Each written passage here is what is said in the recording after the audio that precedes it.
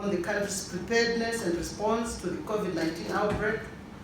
This was presented by Honorable Vice President KCD Mohadi as the chairperson of the ad hoc Interministerial Task Force on COVID-19.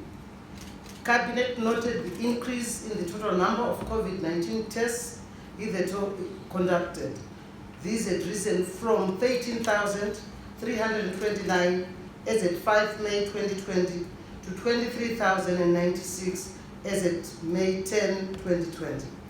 The country has to date recorded 37 COVID-19 confirmed cases, inclusive of 12 recoveries and 4 deaths.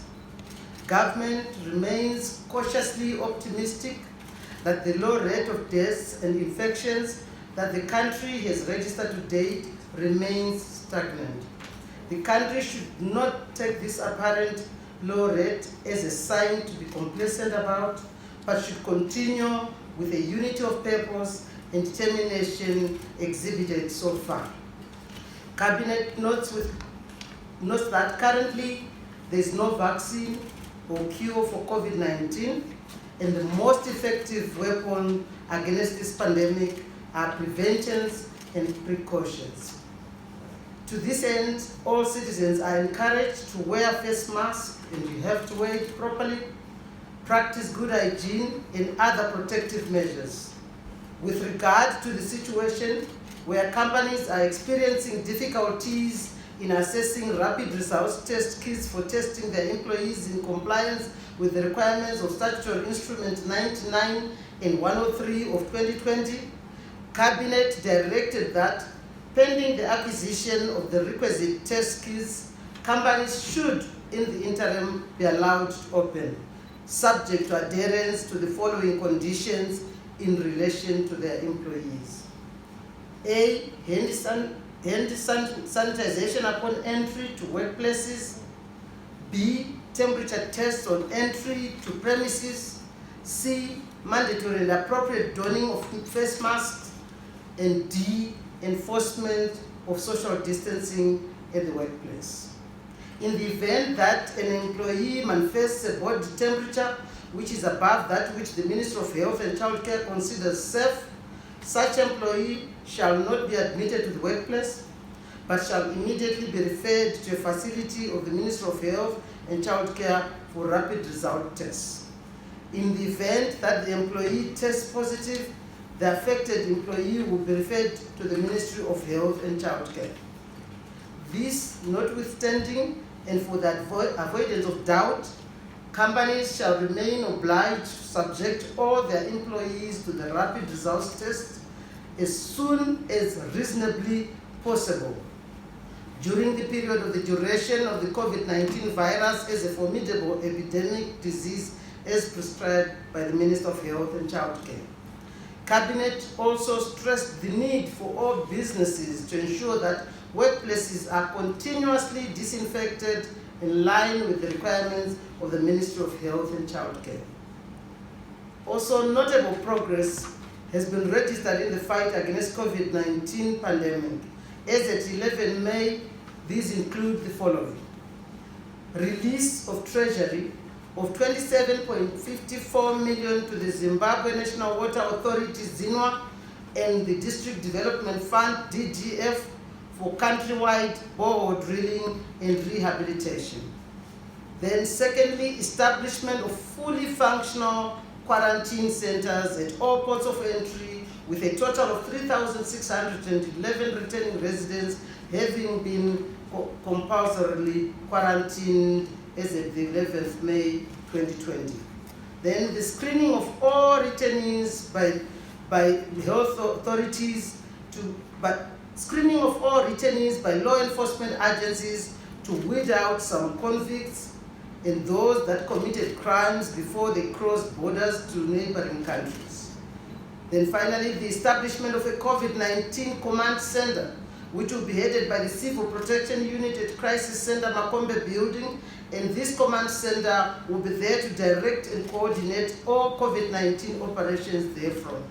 The command center, which will be operational on a 24-hour basis, will be guided by the following terms of reference. 1. to have regular interface with subcommittees of the Interministerial Task Force on COVID-19 with a view to enhancing implementation of programs. 2, to ensure effective coordination of COVID-19 operations that involve various agents of government and other stakeholders. And 3, to establish and implement an effective communication system for enhanced COVID-19 operations. And 4, to develop and implement a robust logistics framework for all COVID-19 operations.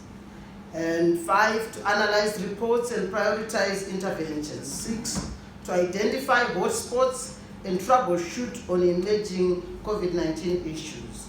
Then 7, to monitor and evaluate COVID-19 processes and programs. 8, to give feedback and advice to the structures of the Interministerial Task Force based on experiences of the command center. And finally, 9, to compile and submit daily an ad hoc report. Cabinet notes with concern the mushrooming of briefcase companies which are being involved in the tendering process for COVID-19 supplies.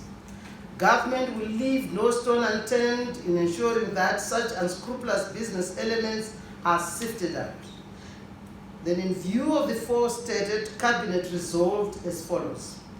A, that a risk-based approach testing for the workforce in industry and commerce and other sectors of the economy be conducted and comprehensive package of preventative interventions maintained. B, that PCR diagnostic testing be administered on those who need it and based on proper sampling. Then C, that funds that are availed for the procurement of hydrogeological survey equipment for XINUA and DDF. D, that the metropolitan cities be capacitated financially to be able to provide adequate water supplies to residents during the COVID-19 period and beyond. And E, that the returnees who offer to pay for themselves be allowed to do so on condition that the facility is secure and subject to inspection by health and security officials. And finally, F, that reputable and established companies be contracted to supply COVID-19 materials. Cabinet also approved that in order to minimize COVID-19 exposure risk, they will be looking at the issue of health workers to make sure that their health, their conditions are conducive to good working. The safety of health staff will remain an overriding consideration at all times. Then, Cabinet also received a report from Minister of Lands, Agriculture, Water and Rural Settlement, and this is on sesame seed production and promotion program. The Minister presented his report and Cabinet approved this sesame seed production and promotion program for 2020-21 season. The program will cover 40,000 hectares and will produce 24,000 metric tons of sesame seed at a yield of 0.6 metric tons per hectare. The program will provide fertilizer and chemicals at a rate of 4,000 Zimbabwe dollars per hectare. Hence, the 40,000 hectares, the program is expected to cost 160 million. The buying price of sesame seed will be pegged at US $875 per metric ton. That's the selling price.